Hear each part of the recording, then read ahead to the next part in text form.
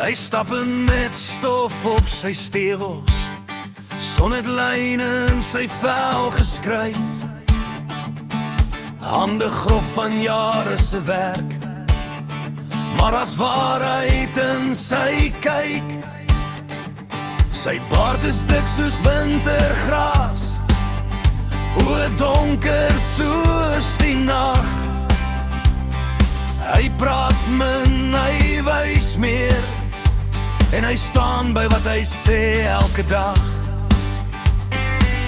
Hy's nie gemaak van sagte woorde, hy's gebou uit sweet en sand. Maar as jy val, sal hy jou optel met daai groot, sterk hand. Hy's 'n roue man met 'n baard van yster, hart van goud onder hy stof en grys. Hy lyk soos 'n storm wat deur jou trek, maar hy's die veiligste plek in jou huis. Vir sy mense sal hy alles gee. Hy staan eerste as gevaar kom naby.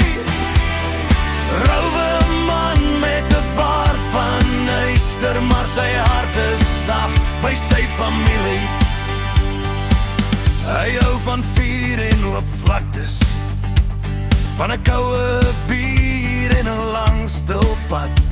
Maar elke oggend voor die son nog breek, is hy op om brood op die tafel te sit vir sy skat. Hy dra die wêreld op sy skouers, sonder kla of groot vertoon. Hy sal sy laaste asem baklei om sy huis en naam te kroon. Hy's nie perfek nie, hy's net reg.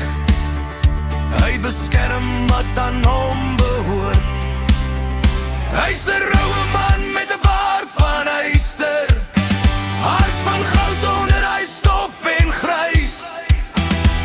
Hy lyk soos 'n storm wat deur jou tref, maar hy's die veiligste plek in jou huis. Hy sal veg tot sy hande bloei, as iemand sy mense probeer breek. Roue man met 'n baard van yster, dis liefde wat hom sterk maak. As die nag kom en die wêreld dreig, is hy wakker terwyl ander slaap. Elke deur gesluit, elke lig verblus, maar hy bly die wag by sy plaas.